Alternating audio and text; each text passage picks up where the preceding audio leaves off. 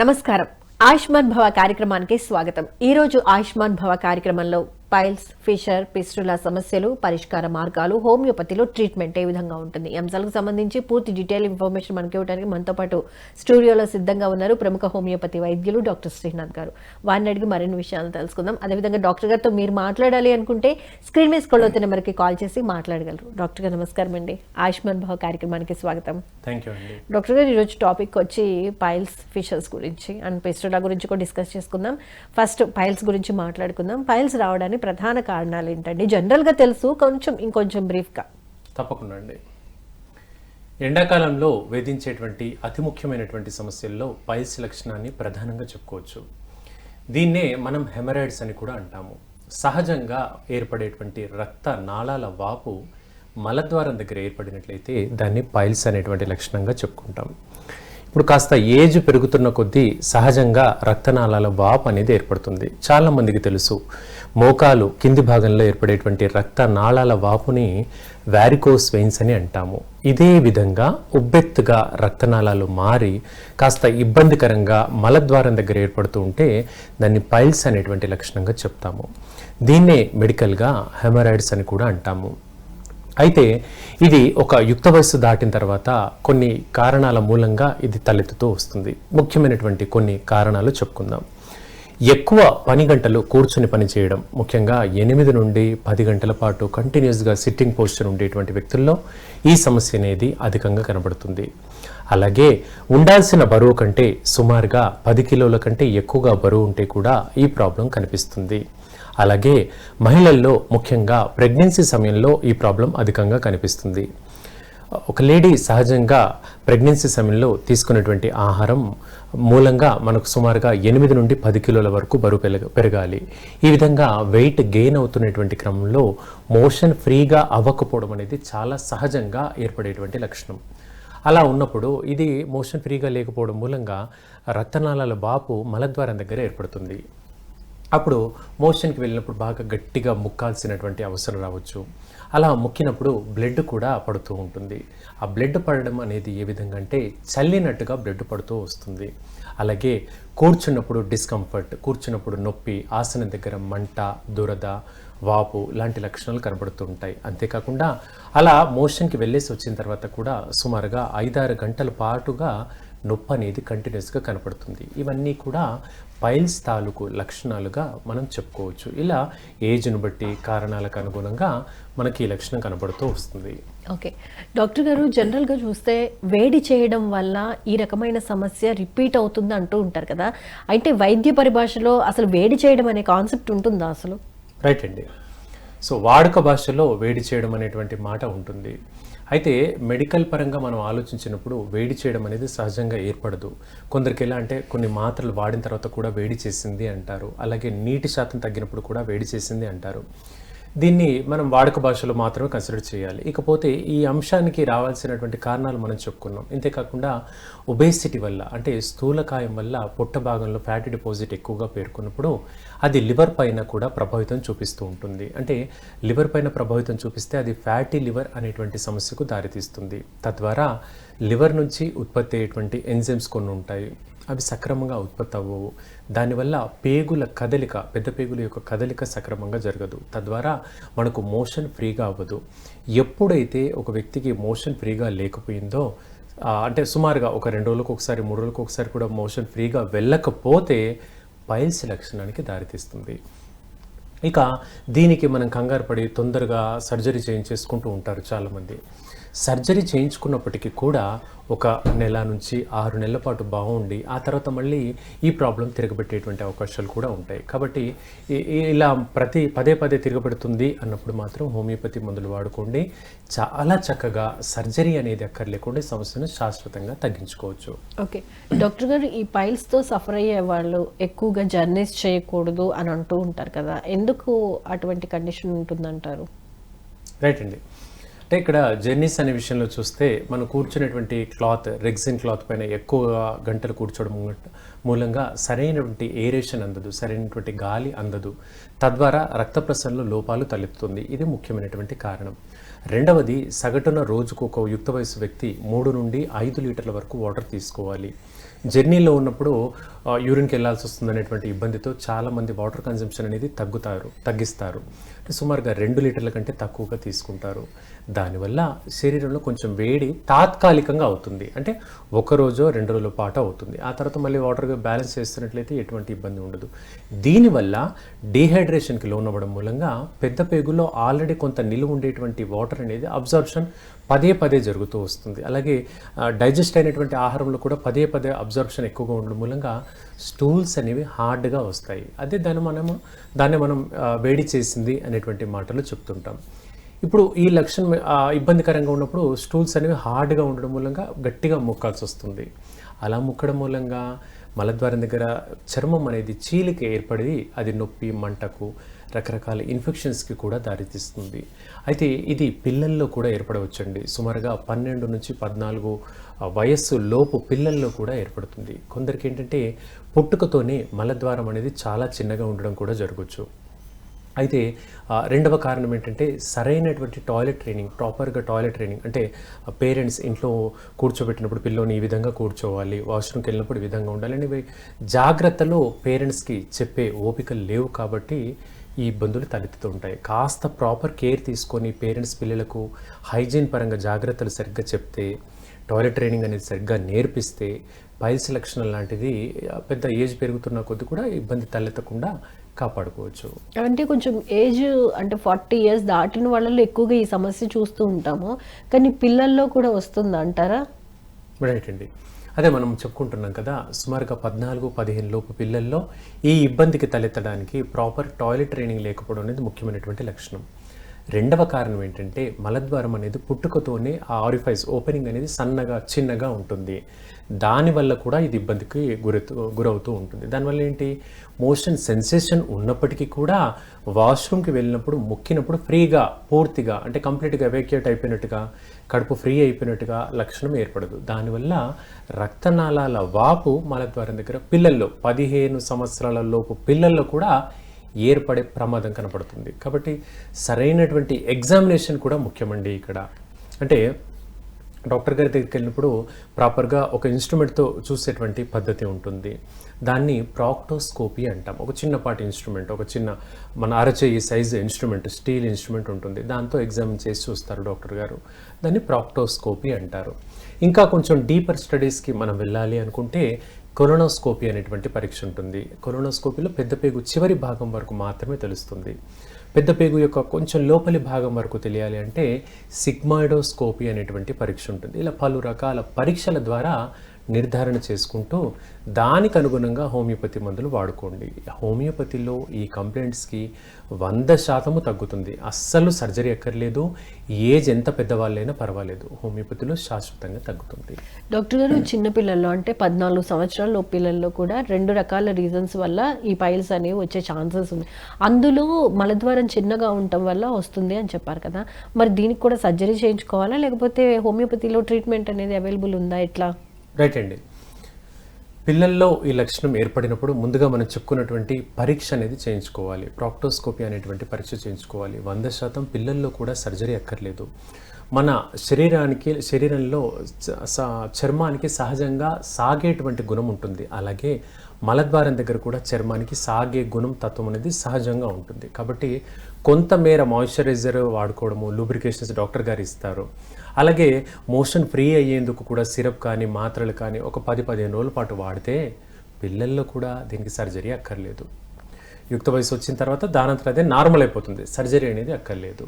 So సపోర్టివ్గా homeopathy మందులు కొంతకాలం పాటు వాడుకున్నా పర్వాలేదు. నా దగ్గర 5 సంవత్సరాలు 7 సంవత్సరాల వయసు పిల్లలు కూడా ఈ సమస్యకు మెడిసిన్స్ వాడుతూ ఉంటారు. తద్వారా మనకు ఇంకా ఇబ్బందులు అంటే ఫర్దర్ కాంప్లికేషన్స్ రాకుండా మనం కాపాడుకోవచ్చు. ఒక కాంప్లికేషన్స్ అంటే ఈ విధంగా, ఇప్పుడు మోషన్ ఫ్రీగా లేదనుకోండి, కడుపు ఉబ్బెత్తుగా ఉంటుంది, గ్యాస్ బాగా అక్యుములేట్ అయి ఉంటుంది, బరువు పెరుగుతారు, నీరసంగా ఉంటుంది, ఏ పనిపైన ధ్యాస సరిగ్గా ఉండదు, తినాలనిపించదు, వాటర్ తీసుకోవాలనిపించదు, ఎంతసేపు పడుకోవాలనిపిస్తుంది. ఇలా ఎక్కువగా ఇమ్మొబిలైజ్ అవ్వడం మూలంగా థైరాయిడ్ లాంటి లక్షణాలు పిల్లల్లో వచ్చే ప్రమాదం ఉంటుంది. అలా ఇతర కాంప్లికేషన్ని కూడా మనం నివారించేందుకు పిల్లలకు ఈ ప్రాబ్లం ఉన్నట్లయితే హోమియోపతి మందులు వాడండి. చాలా చక్కగా ఈ సమస్య నుంచి బయటపడతారు. అంటే ఎంతకాలం వాడాలి డాక్టర్ గారు? రైట్ అండి. పిల్లల్లో సుమారుగా 15 రోజుల వ్యవధి నుంచి 1 నెల రోజుల వ్యవధి చాలు. కండిషన్ అనేది చాలా మెరుగవుతుంది. ఒకవేళ ఇంటర్నల్ కాంప్లికేషన్స్ ఏవైనా ఉంటే, అంటే ఇంటర్నల్ కాంప్లికేషన్స్ అంటే కడుపుకు స్కానింగ్ చేస్తే ఏవైనా ఇతరతర ప్రాబ్లమ్స్ ఉంటే మాత్రం కొంచెం ఎక్కువ సమయం పడుతుంది. కానీ 70% కేసుల్లో 1 నెల పాటు హోమియోపతి మందులు వాడండి, మంచి రిజల్ట్ కనబడుతుంది. ఓకే, మరి నిద్రలేమి సమస్యతో సఫర్ అయ్యే వాళ్ళకి ఈ పైల్స్ ప్రాబ్లం ఉందనుకోండి, అది ఎంత ఇంపాక్ట్ క్రియేట్ చేస్తుందండి? రైట్ అండి. చాలామంది చేసేటువంటి పొరపాటు ఏంటంటే నిద్ర సరిగా పట్టట్లేదని ఆల్కహాల్ తీసుకోవడము, ఇర్రెగ్యులర్గా భోజనం చేయడం లాంటివి చేస్తూ ఉంటారు. దీనివల్ల కూడా పైల్స్ అనేది కొంతమేర తలెత్తుతూ వస్తుంది. బికాస్ తీసుకునే ఆహారం వేళల్లో మార్పు, అలాగే మోషన్కి వెళ్ళేటువంటి వేళల్లో మార్పు, ఉదయం తెల్లవారుజామున లేవగానే వెళ్ళేటువంటి మార్పు అనేది ఇబ్బందికరంగా మారి ఏ మధ్యాహ్నానికో సాయంత్రానికో నైట్ అంతా కంటిన్యూస్గా డ్యూటీ చేయడము, మధ్యాహ్నం భోజనం చేయడం, సాయంత్రం మెలకుగా రావడం, ఇలాంటి బేసల్ మెటబాలిక్ రేట్ అంటాము. ఎలా అంటే ఈ మెటబాలిజం అనేది దెబ్బతినడం మూలంగా ఈ ప్రాబ్లం తలెత్తే అవకాశం ఉంటుంది. కాబట్టి ఒకవేళ నైట్ డ్యూటీస్ చేసే వాళ్ళు ఉంటే ఆల్కహాల్కి చాలా వరకు దూరంగా ఉండండి. అలాగే రాత్రి భోజనంలో మసాలా, వేపుళ్ళు లాంటి ఆహార పదార్థాలకు దూరంగా ఉండాలి. చాలా వరకు రాత్రి భోజనంలో సాత్వికమైనటువంటి ఆహారం తీసుకోండి. ముఖ్యంగా పండ్లు, కాయగూరలు లాంటివి ఎక్కువగా తీసుకోండి. అలాగే రాత్రి భోజనం తర్వాత కొంచెం చిన్న గ్లాసుడు మజ్జిగ తీసుకోవడం కూడా చాలా మంచిది. రాత్రి భోజనంలో ఎప్పుడు కూడా పెరుగు వద్దండి, పెరుగు తీసుకోవద్దు. తీసుకోవడం మూలంగా జీర్ణ వ్యవస్థ సక్రమంగా పనిచేయదు. అలాగే గట్టులో అంటే పేగుల లోపల ఉండేటువంటి బ్యాక్టీరియా చాలా ఎక్కువగా అభివృద్ధి చెందుతుంది. కాబట్టి రాత్రి భోజనంలో పెరుగును అవాయిడ్ చేసి భోజనం చేసిన తర్వాత ఒక చిన్న గ్లాసు మజ్జిగ తీసుకుంటే చాలు. ఇలాంటి కొన్ని మంచి జాగ్రత్తలు సరిగ్గా పాటిస్తూ ఉంటే మందుల అవకాశము, సర్జరీ అవకాశము లేకుండా మనం బయటపడవచ్చు. ఓకే డాక్టర్ గారు, కొంతమంది మలబద్ధక సమస్యతో కూడా సఫర్ అవుతూ ఉంటారు కదా, సో వాళ్ళకి ఈ పైల్స్ అనేవి అటాక్ అవడానికి ఎంత టైం ఉంటుందంట? అంటే అసలు వస్తుందా, లేకపోతే జస్ట్ ఊరికే సిమ్టమ్స్ మాత్రమే కనపడి వదిలేస్తాయి, ఎలాగా? రైట్ అండి. ఇప్పుడు ఇక్కడ ముఖ్యమైనటువంటి అంశం ఏంటంటే మలబద్ధకం అంటే మోషన్ ఫ్రీగా లేదు అనేటువంటి విషయం నిర్ధారణ ఎలా తెలుసుకోవాలి. ఒక వ్యక్తి సగటున ఎవ్రీ ఆల్టర్నేట్ డే మోషన్ వెళ్ళొచ్చు, ఒక వ్యక్తి సగటున డైలీ వెళ్ళొచ్చు. అది వాళ్ళ శరీరం తీరును బట్టి, తీసుకునే ఆహారాన్ని బట్టి ఉంటుంది. ఉదాహరణకు కొన్ని పాశ్చాత్య దేశాలు తీసుకుందాం. బయట కంట్రీస్లో యూఎస్ కావచ్చు, యూకే ఇలాంటి పాశ్చాత్య దేశాల్లో మనకు వారానికి ఒకసారి మోషన్కి వెళ్ళడం వాళ్ళకి సహజంగా కనబడుతుంది. ఎందుకంటే ఆహారపు అలవాట్లు వేరు కాబట్టి. ఇప్పుడు మనం ఉన్నాం, మన భారతదేశంలో అన్నము, పప్పు, కూర, చపాతి లేదా జొన్న రొట్టి ఈ విధంగా తీసుకుంటాం. వీలైతే 2-3 పండ్ల ముక్కలు, పళ్ళ రసాలో తీసుకుంటాం. అక్కడ అలా కాదు కదా. ఇప్పుడు తీసుకున్నాం అనుకోండి, ఏ పిజ్జానో బర్గరో తీసుకోవడం, దాంతోపాటు ఓ 2 లీటర్లో 3 లీటర్లో ఏదో కూల్ డ్రింక్ తాగడం జరుగుతుంటుంది. సో ఇది వాళ్ళకి ఆహారపు అలవాట్లకు అలవాటైపోయినటువంటి అంశం. దానివల్ల జంక్ ఫుడ్ అధికంగా ఉండడం వల్ల 2 అంశాలు కామన్. ఒబేసిటీ ఉంటుంది, ఉండాల్సిన బరువు కంటే చాలా ఎక్కువ. మన దగ్గర ఏ 100 కిలోలు 110 కిలోలు అంటే చాలా లావ్ అయిపోయాం అనే ఒక చింత, ఒక డిస్టర్బెన్స్కి లోనవుతాం. అక్కడ 250 కిలోలు 350 కిలోలు ఉండే వ్యక్తులు కూడా మనం రోడ్డు పైన వెళ్తుంటే కనబడుతూ ఉంటారు. అంటే అత్యంత కామన్గా ఒబేసిటీ అనేది కనబడుతుంది.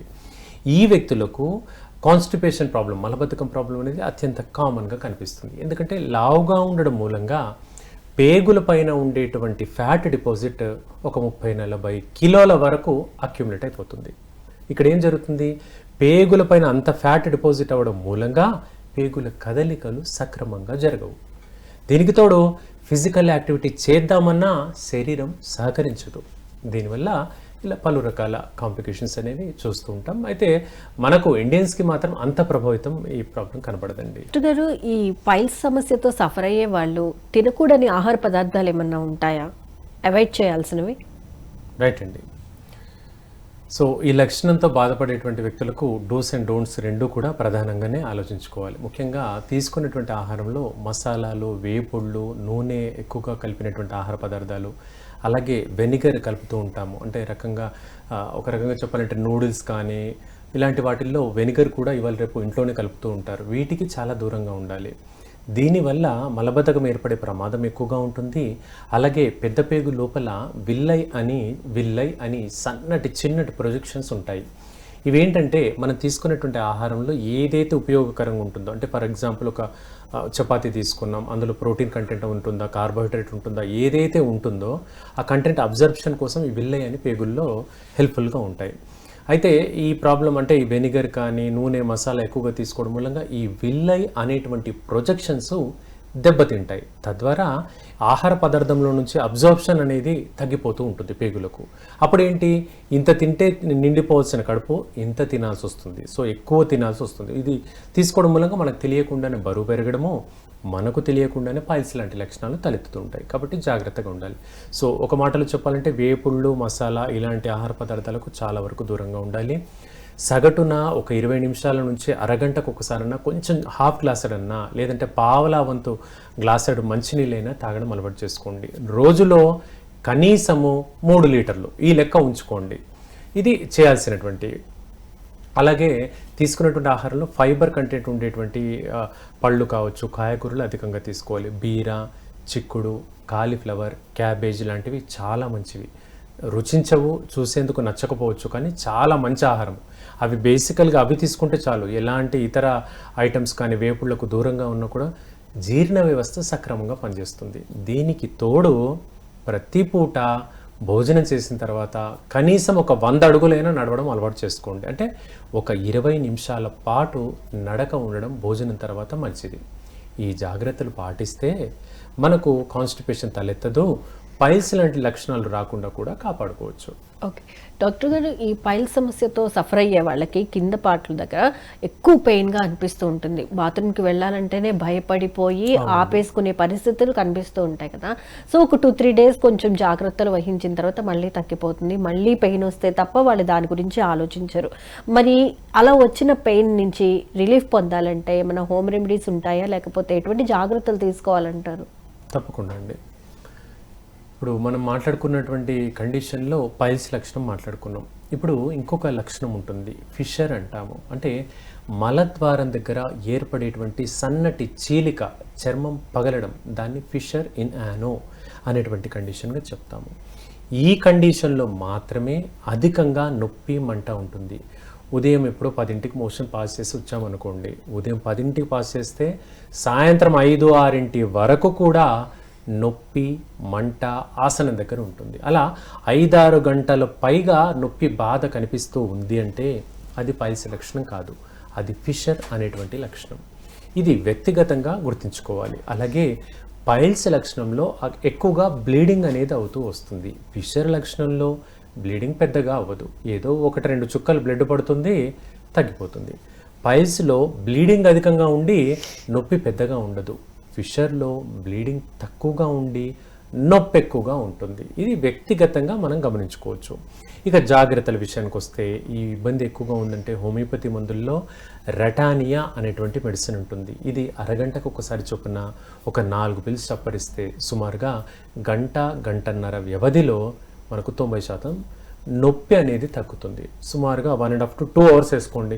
2 గంటలు 4-5 డోసులు వేసుకున్నాం అనుకోండి, 90% పైగా నొప్పి తగ్గుతుంది. ఇది చాలు. చాలా చిన్న బాటిల్ హోమియోపతి మందులు దగ్గర పెట్టుకొని మన ఫ్యామిలీలో ఎవరికి ఉపయోగపడ్డా కూడా ఇది పెట్టుకున్నట్లయితే ఇది వాడుకుంటే సరిపోతుంది. అవస్థ తగ్గిన తర్వాత డాక్టర్ గారి కన్సల్టేషన్ మేరకు రెగ్యులర్గా మెడిసిన్స్ వాడుకోండి. ఓకే అండి, డాక్టర్ గారు కాలర్ లైన్లో ఉన్నారు, కాలర్ని తీసుకుందాం. హలో హలో, నమస్తే అండి, ఆయుష్మాన్ భవ కార్యక్రమానికి స్వాగతం. ఎవరు మాట్లాడేది, ఎక్కడి నుంచి? ఇప్పటి నుంచి వెంకటలక్ష్మి మాట్లాడుతున్నాను. అదే తుమ్ములు అవి వస్తున్నాయని అడుగుదామనండి, ప్రియుడు చెప్పండి. తప్పకుండా అమ్మా, లక్ష్మి గారు అడగండి. అమ్మా అడగండి, వింటున్నాను. అదేనండి, తుమ్ములు వచ్చేస్తాయండి. ఓకే, ఎంతకాలంగా అమ్మా? అదేండి, తుమ్ములు అత్తమానం వచ్చేస్తాయండి 3 రోజులకి. రైట్ అమ్మా, అలా ఎంత కాలంగా ఉంది? అదే అత్తమానం లెక్కనే ఉన్నదండి. అత్తమానం ఎన్ని రోజుల నుంచి లేకపోతే ఎన్ని సంవత్సరాల నుంచి ఈ ప్రాబ్లం తో మీరు సఫర్ అవుతున్నారు అని అడుగుతున్నారు డాక్టర్ గారు. 2-3 నెలల నుంచి అండి. తగ్గుతున్నాయి, మళ్ళీ వస్తాయండి. ఓకే, అంటే ఇంతకు ముందు లేదా అమ్మా ఎప్పుడైనా? ఉన్నాయండి, కానీ తక్కువ అండి. ఇప్పుడు ఎండలకు తగ్గుతాయండి, వర్షాలప్పుడు ఎక్కువ వస్తాయండి. ఓకే, సీజన్ ని బట్టి వస్తున్నాయి. అంటే వర్షాకాలం, శీతాకాలంలో ఎక్కువగా వస్తుంది, వేసవకాలంలో తక్కువగా ఉంటుంది. ఇప్పుడు గత 2-3 నెలల నుంచి అధికంగా ఉన్నాయి తుమ్ములు మీకు కంటిన్యూస్ గా? తగ్గుతున్నాయండి, బాగా వచ్చేస్తాయండి మళ్ళీ. ఓకే అండి. రైట్ అమ్మా లక్ష్మి గారు, ఈ సమస్య మీకు దీర్ఘకాలికంగా ఉన్నట్టుగా తెలుస్తుంది.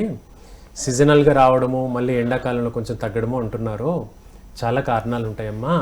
ఇక్కడ ఏంటంటే ముక్కు ఎముక ఉంటుంది కదా, ఈ ముక్కు దూలం అంటాము. ఈ ఎముక కొంచెం క్రాస్గా ఉన్నా కూడా ఈ లక్షణం తలెత్తొచ్చు. అలాగే ముక్కు లోపల ఏమైనా కండ ఏర్పడినప్పుడు కూడా ఈ ప్రాబ్లం కనపడుతుందమ్మా. దీంతోపాటు శ్లేష్మం అధికంగా ఉండడానికి గల ముఖ్యమైన కారణము సైనసైటిస్ ప్రాబ్లం ఉంటే జరుగుతుంది. అంటే సైనసిస్ అంటాం కదా, దానివల్ల కూడా అవుతుంది.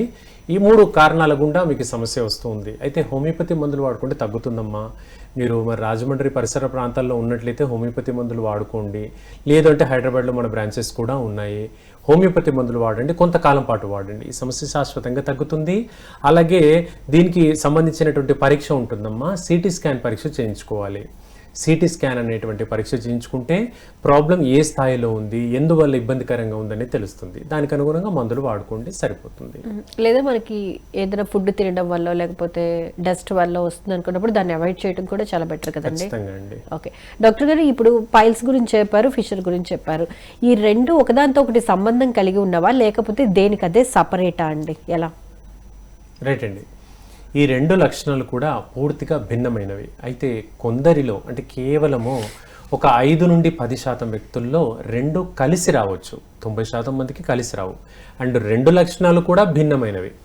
మనం చెప్పుకున్నాం పైల్స్ లక్షణంలో అయితే రక్తనాళాల వాపు ఉంటుంది అనుకున్నాం. ఫిషర్లో రక్తనాళాల వాపు ఉండదు, కేవలం చర్మం చీలిక ఉంటుంది. ఇది కానీ ఈ కండిషన్ అనేది 2-3 రోజులు మోషన్ కి వెళ్ళకపోతే గట్ అనేది కొంచెం గట్టిగా ఉన్నప్పుడు ఎవరిలో అయినా ఓకే, అదే కనుక కంటిన్యూగా అవుతుంటే అది సమస్య కింద చూడాలంటారా? తాత్కాలికంగా అనుకున్నప్పుడు మనకు 4-5 రోజుల వరకు లేదా 1 వీక్ వరకు సహజం, పెద్దగా మందులు అక్కర్లేదు. 15 రోజుల నుంచి కొన్ని నెలల వరకు కూడా వేధిస్తూ ఉందంటే ఖచ్చితంగా డాక్టర్ గారిని కలవాలి. ఏం చేతంటే ఇప్పుడు మనం అక్కడ డాక్టర్ గారిని కలవడానికి ఇబ్బందో లేదా మొహమాట పడో కలవలేదనుకోండి, బ్లీడింగ్ రెగ్యులర్గా అయిపోతూ వస్తుంది. అప్పుడు ఏంటి, రక్తహీనత ఏర్పడుతుంది. ఫర్ ఎగ్జాంపుల్ అలాంటి రక్తహీనత ఏర్పడి ఒక మదర్కి ఏర్పడింది అనుకుందాం, ఒక ప్రెగ్నెంట్ మదర్కి ఏర్పడింది అనుకుందాం. ఆ అమ్మాయికి అబార్షన్ అయ్యే అవకాశం ఉంటుంది. ఆ అమ్మాయి డాక్టర్ గారికి చెప్పుకోకపోతే అబార్షన్ అయ్యే అవకాశం ఉంటుంది. అలాగే ఆ రక్తహీనత అధికంగా 8 గ్రామ్% 6 గ్రామ్%కు పడిపోతూ ఉందనుకోండి, మెదడుకు ఆక్సిజన్ సప్లై సరిగ్గా అందదు. దానివల్ల నీరసము, నిస్తేజము, పనిపైన ధ్యాస ఉండదు, ఎంతసేపు పడుకోవాలనిపిస్తుంది. ఇలా అలాగే మనం అశ్రద్ధ చేస్తూ ఉంటే గుండె పైన భారం పడుతుంది. సో గుండె పోటు వచ్చేటువంటి ప్రమాదం కూడా ఉంటుంది దీనివల్ల, రక్తహీనత మూలంగా. సో ఆ రక్తం అనేది రక్తహీనత అనేది పైల్స్ యొక్క కండిషన్, దాని కాంప్లికేషన్ గా మనం చెప్పుకోవచ్చు. ఎందుకంటే ఈ కేసెస్ మనం చూసాం. ముఖ్యంగా డాక్టర్ గారిని కలిసేందుకు మొహమాట పడి సిగ్గుపడి చెప్పుకోరు. అప్పుడు అది కాంప్లికేషన్ అయిన తర్వాత మన దగ్గరకు వస్తారు. అప్పుడు డాక్టర్ గారు కూడా హ్యాండిల్ చేయడం కష్టతరంగా మారుతుంది. ఓకే, అంటే ఇందులో కూడా స్టేజెస్ ఉంటాయండి, తెలుసుకుందాం కాలర్ తో మాట్లాడిన తర్వాత. హలో హలో నమస్తే అండి. నమస్తే మీ పేరు, ఎక్కడి నుంచి మాట్లాడుతున్నారు? మేము అనంతపూర్ నుంచి మాట్లాడుతున్నాం మేడం. మీ పేరు? వహీదా మేడం. వహీదా గారు చెప్పండి. సార్ మా ఆయనకి కొంచెం గ్యాస్ ట్రబుల్ ఉంది సార్. ఓకే, దానికి కొంచెం ఏమన్నా చిట్కాలు ఉంటే చెప్పండి సార్. తప్పకుండా. ఎంతకాలంగా ఉంది ప్రాబ్లము? ఇంకా ఇప్పుడే కొంచెం స్టార్ట్ అయింది సార్. రైట్ అమ్మా. తన వయసు? తన వయసు 55 సార్. రైట్. ఏమైనా అలవాట్లు ఉన్నాయా? ఏం లేవు సార్. రైట్ అమ్మా. ఇంకేమైనా అడగదలుచుకున్నారా?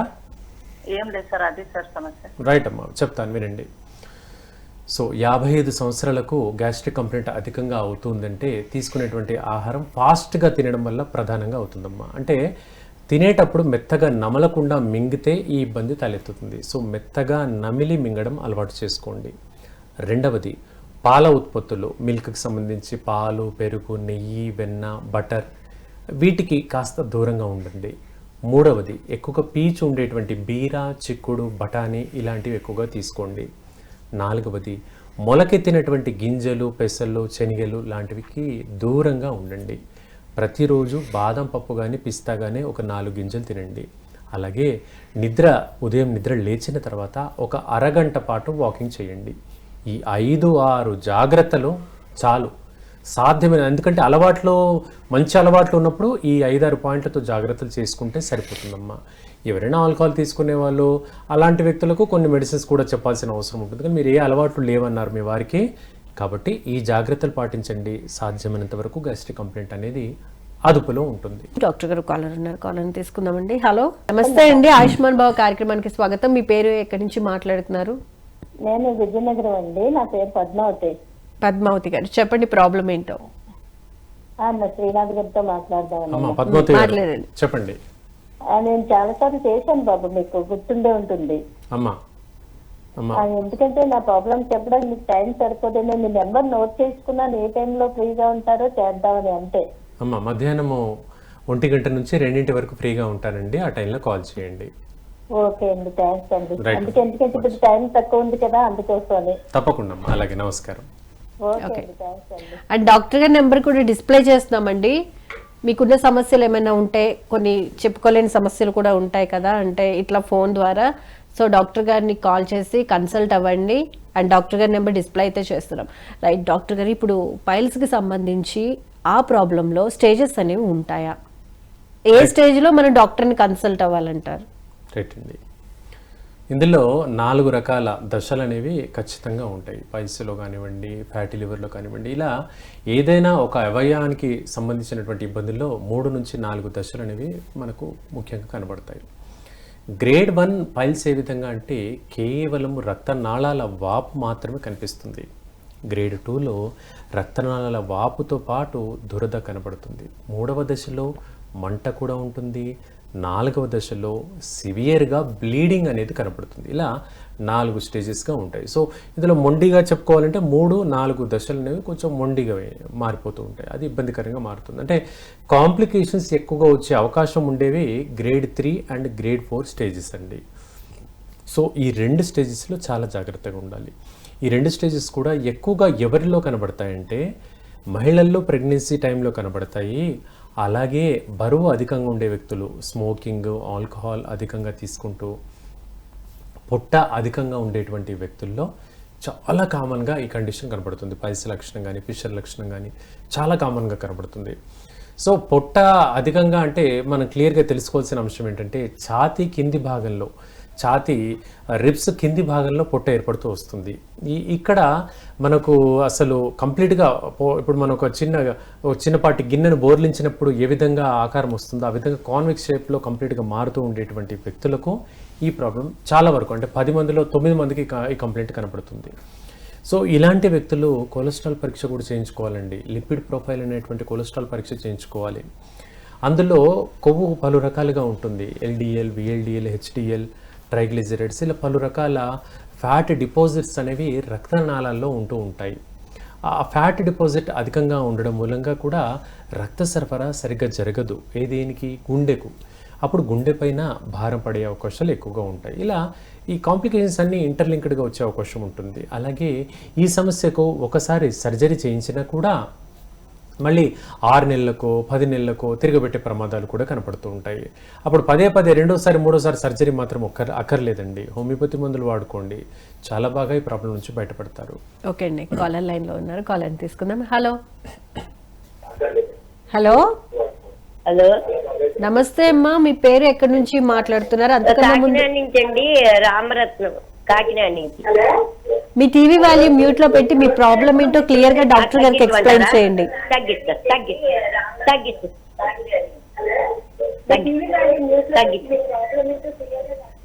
తగ్గించారా? వెరీ గుడ్ అండి. అమ్మా వెరీ గుడ్, సంతోషం. చెప్పండి మీ ప్రాబ్లం చెప్పండి అమ్మా. అదే నడు మోకాళ్ళు, నాకు 77 సంవత్సరాలండి. రైట్ అమ్మా. నా మోకాళ్ళకి కరెంటు పెట్టించాను తర్వాత ముందు.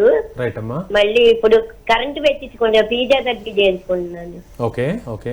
లొంగలేదు, దాని వల్ల కూడా లొంగలేదు. ఓకే. ఫిజియోథెరపీ చేయించుకున్నాను. నడుము, మోకాళ్ళు, 2 మోకాళ్ళు, నడుము. షుగర్, బీపీ ఉంది. రైట్ అమ్మా. షుగర్ వచ్చి 25 సంవత్సరాలు అయింది. రైట్ అమ్మా. కంట్రోల్లో ఉందా షుగర్ ఇప్పుడు? అదే ఉంటుంటది, ఎక్కువ ఉంటుంది, తక్కువ ఉన్న ఎక్కువ వెళ్ళను. 2 నెలలకి అలాగే వెళ్తుంటాను, 3 నెలలకి. రైట్ అమ్మా. సో ఇప్పుడు మీరు ఏం అడగదలుచుకున్నారు? మోకాళ్ళ నొప్పుల గురించా? మోకాళ్ళ నొప్పుల గురించి బాగా విపరీతంగా ఉన్నాయండి. రైట్. ఇంకేమైనా అడగదలుచుకున్నారా? మోకాళ్ళు, నడుముకి బాగా పడుకున్నప్పుడు పోట్లు వస్తున్నాయి మోకాళ్ళు. రైట్ అమ్మా, మంచిది. ఏమైనా కాల్షియం మాత్రలు కానీ, విటమిన్ డి మాత్రలు కానీ వాడుతున్నారా ఇప్పుడు? బీపీ, షుగర్కి తప్ప. తప్ప వేరే ఏం వాడట్లేదు అంతేనమ్మా? రైట్ వాడట్లేదండి. రైట్ అమ్మా. మీరు వినండి, టీవీలో వినండి, ఫోన్ కట్ చేసి టీవీ వాల్యూమ్ పెంచుకొని నిదానంగా వినండి, చెప్తాను. రైట్ అమ్మా. సో సహజంగా మనకు 60, 55, 60 దాటగానే కూడా మోకాళ్ళ నొప్పులు, అలసట, ఎముకలు బలహీనపడము, ఆస్టియోపోరోసిస్ అంటారు ఈ లక్షణాలు, ఇవి సహజంగా కనపడుతూ ఉంటాయమ్మా. అయితే కొన్ని పరీక్షలు కూడా ముఖ్యమ్మా. షుగర్ కానీ బీపీ కానీ ఉన్నప్పుడు ఇది ఎక్కువగా అరిగిపోయే ప్రమాదం కనపడుతూ ఉంటుంది. వీటికి బోన్ డెన్సిటోమెట్రీ అనేటువంటి పరీక్ష ఉంటుంది. అంటే ఎముకల్లో కాల్షియం శాతం ఏ విధంగా ఉంది అని తెలుసుకునేటువంటి పరీక్ష ఉంటుంది. ఆ పరీక్ష మాత్రం చేయించాలమ్మా. బిఎండి అంటారు, బోన్ మినరల్ డెన్సిటీ అంటారు. సో ఆ పరీక్ష చేయించుకోవాలి. లేదంటే స్కాన్ పరీక్ష, ఎముకకు స్కాన్ పరీక్ష కూడా చేస్తారు. అందులో ఈ ప్రాబ్లం ఎందుకు లొంగట్లేదు అని అర్థమవుతుంది. ఇకపోతే ఈ విధంగా ఇప్పుడు పెద్ద పెద్ద ఇంజెక్షన్లు, సర్జరీలు ఏమి వద్దు, ఉన్నంతలో బ్యాలెన్స్డ్గా ముందుకెళ్దాం లైఫ్ అంతా అని మీరు అనుకుంటే హోమియోపతి మందులు స్టార్ట్ చేయండి అమ్మా. ఈ నొప్పులకు, నడుము నొప్పికి, మోకాల నొప్పు రెండింటికి తగ్గేందుకు కూడా హోమియోపతి మందులు చాలా చక్కగా పనిచేస్తాయి. మీ అందుబాటులో ఎవరైనా హోమియో డాక్టర్ గారు ఉంటే కలవండి, లేదా నన్ను కన్సల్ట్ చేసినా పర్వాలేదు. హోమియోలో బెస్ట్ మెడిసిన్స్ ఉంటాయమ్మా, ప్రయత్నం చేయండి.